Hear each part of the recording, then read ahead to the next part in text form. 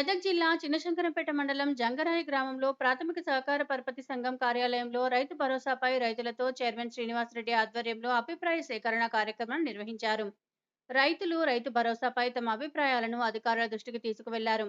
అనంతరం society chairman Srinivasa Reddy, మండల వ్యవసాయ అధికారి లక్ష్మీ ప్రవీణ్ మాట్లాడుతూ రైతులకు రైతు భరోసా కల్పించేందుకు రైతులతో అభిప్రాయాలను సేకరించడం జరుగుతుందని, ప్రభుత్వ ఆదేశాల ప్రకారం అభిప్రాయాలను సేకరించి ప్రభుత్వం దృష్టికి తీసుకుపోవడం జరుగుతుందని వారు తెలిపారు.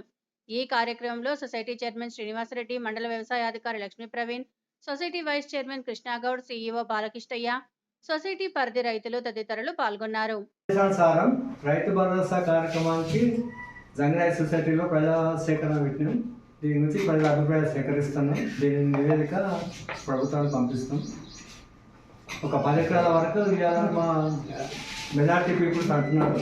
దాని ప్రకారం తీర్మానం చేయాలని అనుకుంటున్నాం. మేము దాన్ని ఫాలో చేస్తాం.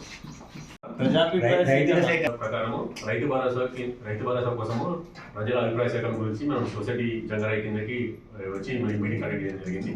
ఈ మీటింగ్ లో రైతులకు అభిప్రాయాలు అంటే 10 ఎకరాల రైతులు ఇవ్వాలా, 5 ఎకరాల రైతులకు ఇవ్వాలా, లేదా అందరికి రైతులకు ఇవ్వాలా, ఎవరికి ఇవ్వచ్చు ఎవరికి ఇవ్వకూడదు అనేసి జనాల అభిప్రాయ సేకరణ తీసుకొని ఈ అభిప్రాయాన్ని గవర్నమెంట్కి నివేదిస్తాము.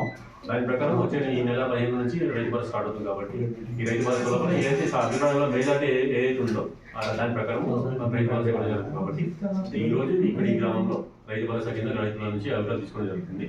రైతులందరూ తమ అభిప్రాయాలు తెలుస్తున్న మినిట్స్ మేము గవర్నమెంట్ రిప్రజెంట్ చేస్తాం. సో దీని నుంచి మీటింగ్ కండక్ట్ చేస్తాం. Thank you.